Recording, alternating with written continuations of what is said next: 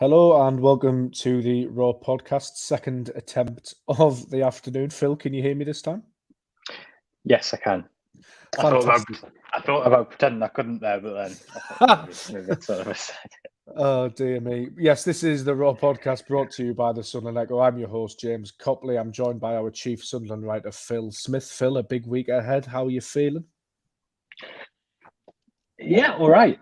It still feels a bit surreal to me, actually. Because I think that if you compare it to previous years, there's been like so much tension and anxiety around every game at this stage of the year because it's felt like almost the end of the world if Sunderland don't do it. Whereas this year, I don't think I'd really processed that. We might actually have a playoff campaign. I think I probably still haven't. So I suppose I'm trying to enjoy that, really, that it doesn't feel like it's the biggest deal in the world. Obviously, desperately hope someone do it and get in the playoffs and get into the Premier League. But yeah, I feel a lot calmer about it all than I have in previous years, which I suppose is probably a reflection of the fact that there's a little bit less pressure on it this year, which is nice. Yeah, it just feels a lot different, doesn't it? Because in League One, it was very much, oh my days, we have to get out of this cataclysmically bad league because it's horrendous and it's not where we want to be, and we couldn't do it for so long, so the pressure was just building up and building up. You actually spoke to Lyndon Gooch about just that, didn't you, yesterday? What was the cut of his jib? Yeah, I just think it was, I think Lyndon's obviously probably epitomizes sort of the way that you had a core of that group from last year who went however many games unbeaten it was at the end of the season. And, I think that kind of spirit and that organisation resilience is something they've been able to carry into this season. Gooch himself mentioned that clip at, the moment at West Brom where there was 5-6 people putting their bodies on the line. And, that sort of togetherness and that spirit, which I think embodied probably what Alex Neil did in that short space of time at the end of last season, is carried on. And, obviously what someone have been able to do is add a little bit of sprinkling of flair. And on top of that, in terms of Ahmad, Patrick Roberts, who's carried on from where he ended last season when he got match fit. So I think it's the squad in a pretty good place in terms of that spirit that it's got. And I think for Lyndon, who went through back-to-back relegations in his first 2 years as a Sunderland player, I think he's probably a bit like every supporter, really, who's just relishing the fact that the games are something that we all look forward to. And I think that's a really nice place to be. So I think I get the impression it's a fairly relaxed camp exactly for that reason. And hopefully they'll be able to take that into Preston on Monday. Indeed, we're going to come in onto the Preston game and we'll chat about the Watford game as well. But the sort of major news towards the back end of last week was that Sunderland's accounts were released for the previous financial year. Quite a good read, Phil, presented quite nicely. No cloak and dagger, no delays. Lots of takeaways from them. I would advise Sunderland fans, if they haven't read up on Sunderland's accounts yet, that you can do on the Sunderland Echo website. Phil wrote a brilliant piece on the key takeaways. There's also Chris Weatherspoon on Twitter as well, who produced a fantastic thread.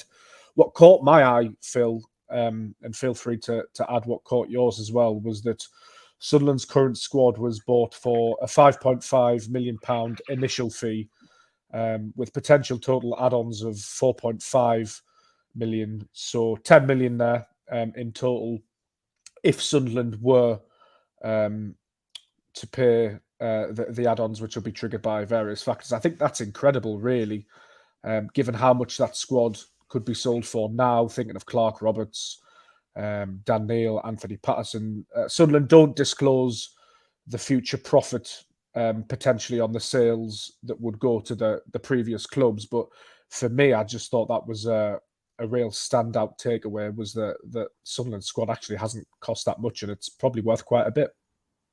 Yeah, I think so. I think that the my kind of main takeaway from the accounts really is I think you can start to see that the oil tank has been turned, I think. And I think obviously these accounts are, as you say, cover last season. They're not they cover some of the investment in the squad at the beginning of this season, but generally speaking, they cover last season. But I think what you begin to see is that on a lot of key markers, Sunderland have made a huge amount of progress from where they were when they tumbled into League One. one of those is that the income from the fans is incredible. And that's one of the things that gives Sunderland a chance of getting out of this division in the next few years. You can see that, not just the income in terms of ticket sales, which continues to be unbelievable, but also sort of things like banqueting, conference, retail. I think there's still a huge amount of work to do, as everybody knows, to sort of maximise that. But you can begin to see that, the club has started to turn that around and maximise its potential. And also, I think you can see that the wage bill is really under control. And I think that's hugely significant in terms of when we're looking to the next 2 or 3 years. The percentage of wage to turnover was 38% for the player salaries and 60% for the club. That is a lot, but it is way, way, way better than not just most League One teams, but pretty much every Championship teams. You regularly see Championship teams spending over 100% of their turnover on wages, which shows that they're entirely dependent on owner funding to sort of continue trading. So that will get harder for Sunderland to do every year, because as we know, as we've already seen, they're trying to negotiate new contracts for these players who are getting better and better and begin to get Premier League interest. It only becomes harder to control your wage bill. That's just a fact of life. But I think what you can see is that Sunderland have managed, and it's been a very painful process, they've managed to undo a lot of that pain from the Premier League era, which was the incredibly onerous wage bill that they weren't getting value for in any way, shape or form. And they've also started to almost reconnect the club, if you like, and you begin to see how that gives Sunderland a path to get into the Premier League in terms of building those revenues that they need. So a huge amount of work to be done. But I think, to me, it just shows that they've probably turned the corner. I think we've seen that on the pitch in terms of the style of the play and the spirit, etc. And to me, those are the two key markers in terms of the turnover and the wages, where you just go, actually, you can begin to see how this club is starting to realise its potential a little bit again. And of course, there's no massive elephants in the room this time, which there has been with previous accounts in terms of parachute payments and loans from elsewhere. For want of a better word, they come across as very clean, very easy to read, very easy to access, and they just make sense. There's a transparency which is really welcome, I think. Really, really welcome. I mean, I think what they do show is that the club isn't sustainable yet. What you can see from the accounts is that that player investment, which you mentioned, is largely being done through owner funding, which I don't think I think it's basically the reality that you should expect, owner funded. I think that has to happen in the modern game. We all know some of the budgets that other clubs have. So I think it did highlight a little bit that player sales are going to be important, because I think that the club's natural revenues, if you like, in terms of fans, retail, commercial, all that sort of stuff, and TV money outside the Premier League, I think that's only going to take you to a certain point. And I think you can see why the club feels at some stage it's going to be important that one or two players generate a big profit that they can then put back into wages and transfer fees. So I think it did show that there's a lot of work to do, and I think it underlines a lot of the challenges, because ultimately the club did lose 5.1 million, and that is not an insignificant sum. But I think the financial position of the club is way healthier than it would have been when we were having this discussion in previous years. So I think a little bit reflects what we're seeing on the pitch, to be honest. I think there's grounds for cautious optimism, with a huge amount of work still to be done to get the club to where we kind of know it can be, if that makes sense. Indeed, and it does just show the potential of the club as well.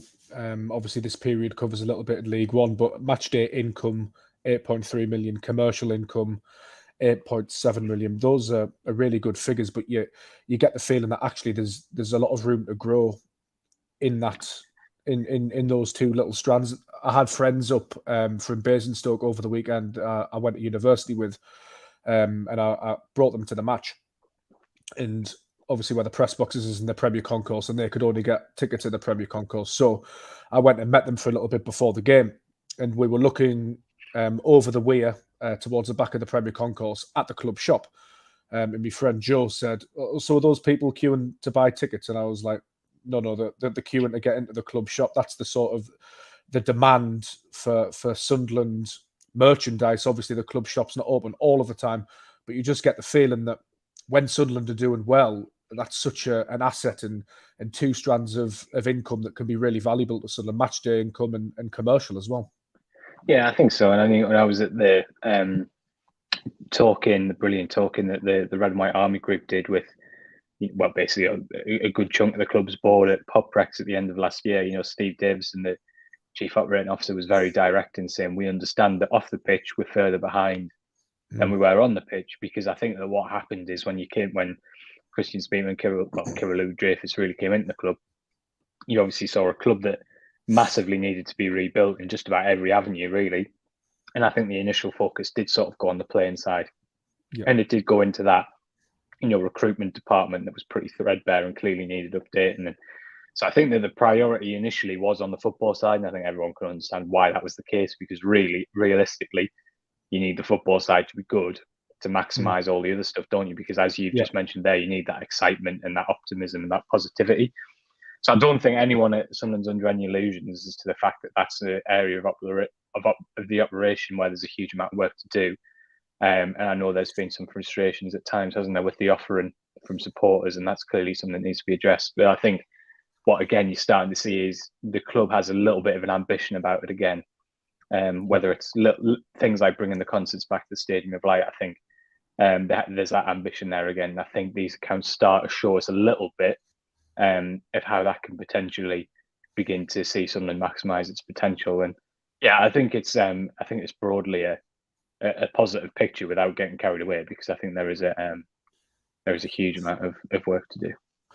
No, absolutely. But you could also argue as well that, given the accounts and the snapshot into Sunderland that they provide, that on the field and as a club, we're probably a little bit ahead of where we should be in terms of this 5-year plan. Obviously, Sunderland's revenues aren't huge and the wage bill isn't huge. Obviously, the wage bill, as we know, the higher it is, doesn't automatically equate to a higher league position, but it gives a fairly decent indication of where you should be if spent correctly.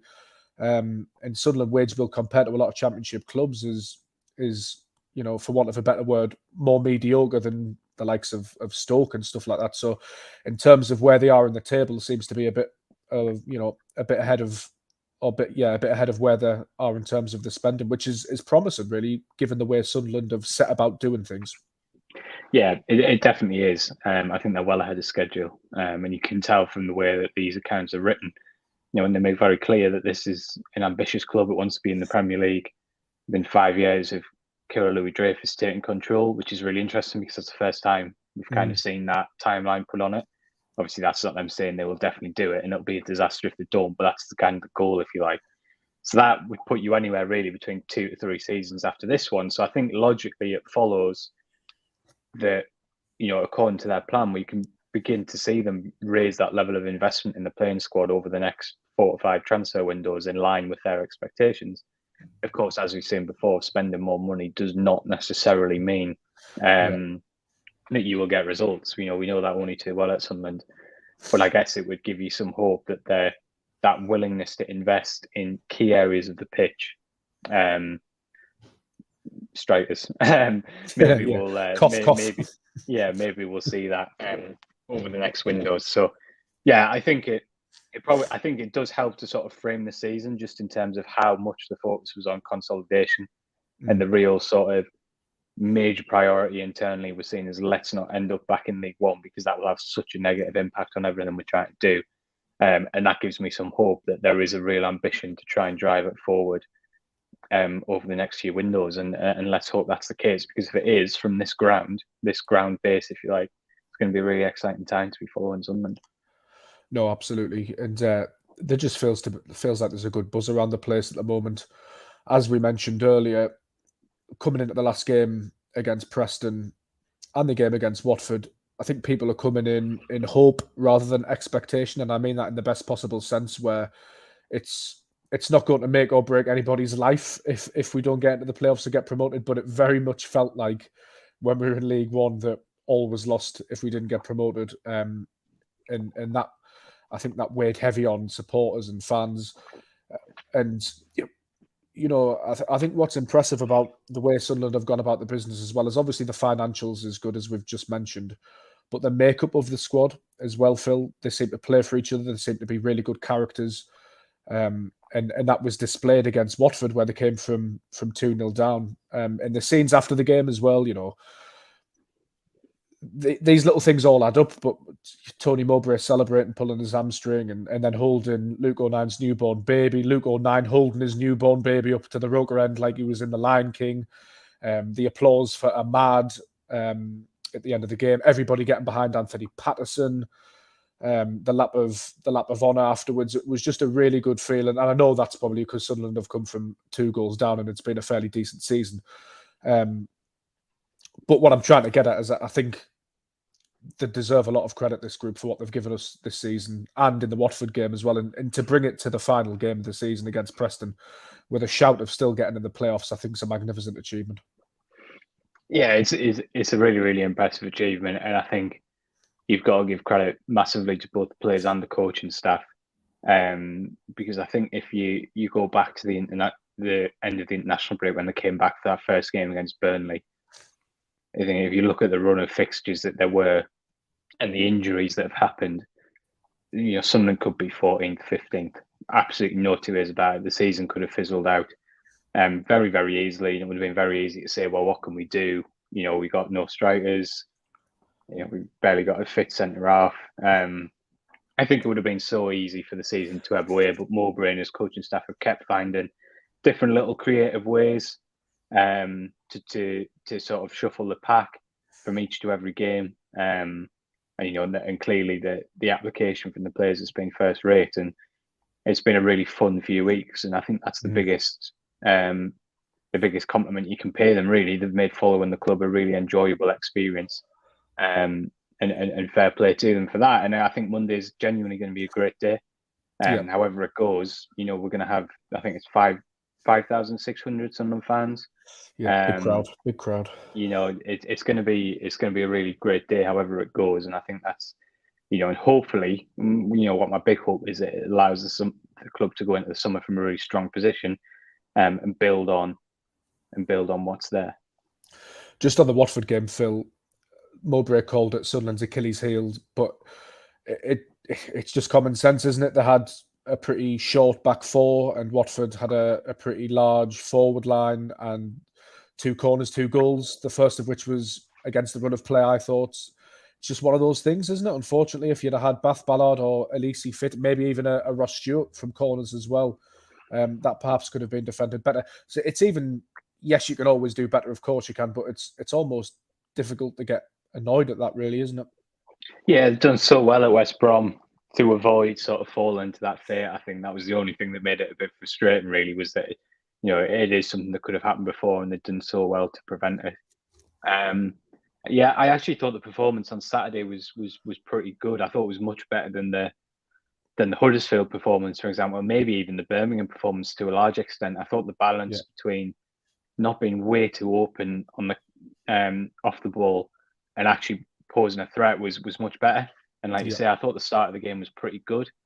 And I think, like you say, that goal was a bit of a killer, really, because it gives Watford something to hold on to. And then it becomes such a difficult game because Watford are, I know they've had a poor season. There's a lot going on off the pitch, but they've got a lot of good footballers. And they've got a lot of powerful footballers, and they've got a lot of pace. And if they're in a position where they can sit off and play on the break, it's going to be really difficult. So, I think that it was frustrating because I did think I could see that Sunderland were in a good place in terms of their approach to the game and how they were doing. But I thought Sunderland really did deserve something from the game. And it was obviously an amazing way to get the equaliser. It was just such a great goal because obviously Gooch cuts inside, Clark cuts inside, and you're thinking, oh, he's going to shoot. Oh, don't shoot. You can just see it coming from a mile right off. Foot as well. Yeah, but then it's such good composure to draw the 2 players in and then just pop it off to Roberts. And then Roberts, and you're thinking, don't shoot. And then, all right, fair enough. Yeah, probably fair enough to shoot from there. That's an unbelievable goal. It was an amazing moment, and it's just a shame that Ahmad couldn't quite get the time to get a shot away, because that would have been one of best ever stadium like moments, I think, so if he'd put that one in. But it was nice. It was nice for him to finish the season potentially at home that way, I think. Yeah. And it's interesting as well because, as you mentioned, the scenes at the end, it was so like positive and buoyant. And at that point, we were all kind of thinking that they might well have blown the playoff opportunity, really. Yeah, It yeah. wasn't until you sort of looked at the other results and realised the permutations, and obviously Blackburn drawing on Monday, that was when you started to go, actually, they've still got a really good chance. In that moment, it felt like a draw was a bad result, and yet the reaction was still the way it was. And I think that sums up that people recognise that this has been a really fun and season and one of overachievement as well. Absolutely. I almost feel like you should get double assist points when you draw two players out like that. I don't think that Clark's one assist tells the full story, really, does it? Because it was such a good one to draw the two players out. Roberts with a fantastic finish as well. Just on the playoff picture, Phil, talk us through the permutations, what needs to happen for Sunderland on the last day of the season. Obviously, they need to win against Preston at Deepdale. Yeah. You'd think they'd stand a good chance, but a draw won't do it. No, it's I suppose in a way that's obviously it helps if you've got more than one avenue to getting into the top six. But Sunderland have a real clarity. There's no point. There's no point in going to Preston saying, "Oh well, if we just sit in and nick a point, it might be enough." They've got to go and win the game, and I suppose that simplifies. It's pointless worrying about other results if you don't have 3 points at the end of the game. You're not in the top six, so I think that might actually help them. To be honest, they've got, as Mowbray said himself, they've got real clarity. They need to go and focus on winning that game, and nothing else matters. And then there's two routes, I think, to them getting into the top six. If they win that game, they need potentially Middlesbrough to beat Coventry. Coventry currently have 3 more points and a superior goal difference by 2. But obviously, if they lose the game, that goal difference will obviously be cancelled out. And Sunderland have scored considerably more goals than Coventry, so they would almost certainly get past Coventry on goal difference. And the other one, of course, is if Sunderland win and Millwall don't win against Blackburn, because Sunderland's goal difference will be better than Millwall's. So they're relying on results to go their way, which makes them outsiders for sure. But way stranger things have happened, I think, than Coventry losing to Middlesbrough or Millwall dropping points against a Blackburn side who are out of form in terms of they don't winning many games, but they are not losing many either. And they have really good individual quality. So yeah, Sunderland aren't the favourites. The likelihood is that they probably won't make it in the top 6, but they may much stranger things have happened in the Championship. They are right in it. There's absolutely no two ways about that. Yeah, it's interesting that Middlesbrough game, Middlesbrough-Coventry, fascinates me because obviously Middlesbrough's playoff position is secured, but they've actually lost their last 3. They haven't won since the 14th of April when they beat Norwich City 5-1. They've since lost to Hull, they've lost to Luton Town, and they've lost to Rotherham as well. So in terms of, from their point of view, going into the playoffs, it's their last home game of the season as well. You'd think they'll be desperate to win just to claw back some form of momentum, because we've seen at Sunderland, if you go into the playoffs without a good bit of momentum, it could really do for you. Just thinking of Sunderland's first season in League One, where we went into the playoffs with very little momentum, compared to when we actually won the thing, we went in with, some terrific momentum. Yeah, I don't really know how that game is going to go. The one thing, well, I agree with you, I think it's going to be a huge crowd at the Riverside as well. So I think there'll be a natural sort of, like you say, a build and need for Middlesbrough to go and win the game. The only thing that I have a slight reservation about is if those two teams are going to be playing each other again and potentially in the semi-final a few days later, are they going to be going all out and fully revealing their hand to each other, or is it going to get a little bit cagey because nobody wants the other team to fully understand what they're going to try and do in the semi-final? So I really don't know how that one's going to go. The one that interests me really is Blackburn, because I was quite unimpressed with Blackburn when I saw them in the first half of the season. I did not think they were great at Ewood Park, and Sunderland, I couldn't believe they lost that game. Yeah. And yet their results were consistently excellent. I've watched them 4 or 5 times over the last month, and I think they are an excellent, forward-thinking, progressive, enjoyable to watch, good football side, and they just cannot win a game. And I think that just goes to show why football is such a baffling sport at times, isn't it? Because to me, they look twice the side they did earlier in the season, and they're getting nowhere near as many points. But it does give me, some hope that they might be able to get something, albeit, as we know, it's very difficult to play away at Millwall. Yeah, And I'm sure the atmosphere there will be unbelievable as well.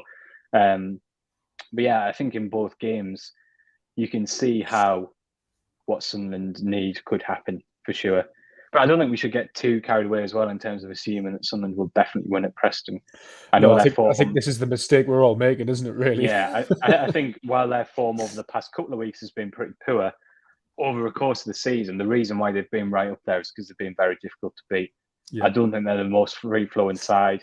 That's certainly not what they were at the Stadium Light earlier this season. But I think they're difficult to beat. And again, they're a side with plenty of physicality, plenty of height.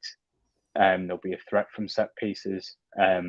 It's still a big task for Sunderland. We shouldn't assume, because the away form's been decent, and they can just assume that they're going to turn up at a place like Preston and win a game. I think it's going to be a tricky game itself with a lot of tension in it from a Sunderland perspective. And the dynamics will be different as well. One of the reasons for me why Sunderland's away form has been so good is because generally they've not been the side that's expected to win. They were able to go at Burnley and frustrate Norwich. There was a huge pressure on Norwich to go and win that game. Sunderland were able to frustrate them and pick them off a little bit. West Brom was exactly the same. All of a sudden, this is almost the scenario's flipped again for Sunderland, where they'll be the side really expected to go and win. So they need to be cute and need to make sure they're not overcommitting early on.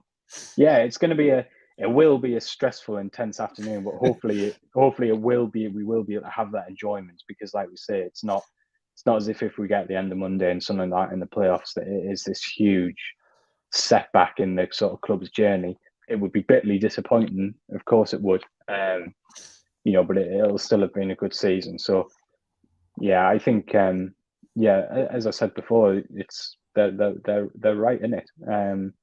I think, I'm almost talking myself out of it because it is a defense mechanism. Because while Sunderland are outsiders, when that Blackburn result came in on Monday, you're looking at the table and going, "This is not some complete shot shot in the dark." There is definitely a chance. Yeah, no, it's interesting. I suppose it adds another layer onto your workload and match day coverage, doesn't it, Phil? You've got your Sunderland match reports to worry about and what they've done, but then you're also looking elsewhere because what's happened elsewhere dictates the strongest angle. I think the other aspect of it as well is you just like it is for the supporters. It's such a weird mindset whereby we either get up on Tuesday morning and it's looking ahead to next season. Yeah. What's going to happen next? Loans, who might come back, who won't, contracts, whose contract, won't be a thing this season in a way that it always was huge with League One, but you get my point. Or it's 4 days until a mad game playoff semi-final against Middlesbrough, potentially, which would be such a huge, do you know what I mean? Oh, it's like such a weird mindset, and I'm sure it's the same for supporters as it is for us, that it's like, Monday 3:00, I'm thinking in 4 hours it's the end of the season. And that's the framework, or it's Middlesbrough in a playoff semi-final. What on earth, It's such a weird place to be in. It's such a funny thing, but I guess we are fairly used to it now. I mean, what would it be? The fourth playoff campaign in 5 years or something like that? So it's sort of becoming the new norm, which is not good for my grey hairs that are growing in frequency. But yeah, we wouldn't have it anyway. It's good, isn't it? Like. Oh, it's great. I love it. It's fantastic. It's good to get this end of this stage of the season, and there'll always be something on the line. It's not relegation, so let's embrace it. Let's enjoy it. It feels like a complete bonus this season. It's been a joy, really, because I wouldn't have been happy with finishing fourth bottom, but I would have certainly taken it at the start of the season because I hadn't watched the Championship as in depth as I had League One over the past 4 years. I didn't know what to expect fully. I knew there would be some good teams in there. I knew there were a lot of teams spending a lot of money in there over the years. So I had no idea how Sunderland were going to do. They've completely surpassed expectations. And if you'd have said, I remember pundits, I think possibly maybe Lee Hendry and perhaps Kevin Phillips said that Sunderland, at the start of the season, said Sunderland could be knocking on the door of the playoffs. And I remember thinking, no chance, no way. And here we are. Which I suppose that means they know more than us because they're more experienced in football. But hey ho, Phil, final point. Well, I think do you know what I think? It's not just so much that. I think it's more that if you told me that, with 2 games of the season, Watford would be coming up to the Stadium Light and basically putting 10 players behind the ball because they're thinking, oh my God, Ahmad, Jack Clark, Roberts, this Sunderland team, we have to sit in because otherwise they can pick us off. I could probably have seen a scenario where Sunderland kept picking up points because of Stewart and where they had a better season than expected. I think I would have found it pretty difficult to see a Sunderland team playing this style and imposing themselves on pretty much every team in the division. There's only really Burnley where they pretty much had to say, okay, you have the ball, we're going to just try and keep it tight. Well, we still imposed ourselves in them in the first half of that Stadium Light game. They were fantastic. So that's the thing that I could not have seen coming. That's been for me, the most remarkable thing about the season. It's not necessarily the points, even though that obviously is the main thing and what have you. Yeah. But it's the fact that the identity of the team is built so rapidly, to the point where you've got these clubs with parachute payments, albeit having a bad season, etc. And that's the context. But basically saying, no, my word, we can't leave this team too much space, etc. That's an amazing achievement, I think. No, I agree. It is. Phil, very quickly, what's the latest on injuries? There had been some suggestion that Dan Ballard could come back for the Preston game, but I gather that's not the case after you spoke to Tony Mowbray. No, it doesn't look to be the case. I mean, I think it's a bit of a strange one with Ballard because I think it's basically a day-by-day thing. It's how it feels with him, really. Obviously, as everybody knows, there's always a big danger of a relapse with hamstrings and what have you. So I think they're basically just taking it day by day with Ballard. Do you feel like you can get out there and train today? As of the end of last week, that hadn't happened. He hadn't done a training day. So that left Mowbray in his head. The timescale for him to get back for the Preston game was very, very unlikely. But he remains pretty optimistic, I think, that if Sunderland did get in the playoffs, he could play a part, which would obviously be absolutely huge. So, I'm not expecting to see Ballard at Preston, which leads me to think, will he go with a similar setup to the one at West Brom with sort of that Hume, 09, Sirkin, back three, if you like, Gooch as wing back? I think he probably will. I think it'll be a case of same again, please. And then hopefully if Sunderland can sneak in the top 6, I think there'll be another conversation about Ballard. And hopefully we would maybe see him back. It seems even bizarre even saying that out loud, but that's where we are if Sunderland are in the playoffs. Indeed. Last point, just on the midfield, would you keep it the same, or Michu maybe come back in to start? How do you see that? Obviously, Ekwa gives, just by his, he's taller, he gives a bit more physical presence in there than Michu, which you might think that Sunderland would need at some point. Yeah, I think it's a difficult way. It depends what you expect from Preston, I suppose. I saw a bit of them earlier in the season, and I thought they were quite a physical, quite direct side, which leads me to think that I would go with Ekwa personally. And then you've got the option, like you did at West Brom, and bring in Michu later on if you are chasing the goal, because he can carry the ball forward and you can take a few more risks. So that's probably what I would do. But there might be some Preston fans out there saying they're playing total football now and they've morphed into Barcelona in the last 3 months. I don't know. I would be tempted because I think it's so important that you don't lose the game by getting carried away with trying to win it in the first 20 minutes. I think that's really important. Yeah. If it's 0-0 after 70 minutes, Sunderland are right in with a chance of getting in the playoffs, I think. So, I don't know. My mindset would probably be to keep it fairly similar. I think Ekwa's getting better and better. Yeah, he is. And I think it's, like I say, I think it's so important you don't just lose the game early on by trying to win it. So I would be tempted to go with something very similar.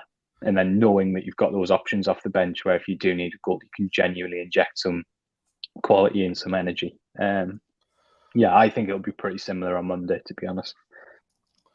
Yeah, hoping for an Ahmad masterclass so we can see him again for one last time at the Stadium of Light. But we shall see what happens for all of the build-up to the Preston game on Monday and all of the fallout, whatever happens as well. Of course, you can head over to the Sunderland Echo website. Tony Mowbray's press conference is tomorrow, so make sure you keep in touch with us over that. And we'll bring you all of the latest. And once again, thank you for listening to the Raw Podcast.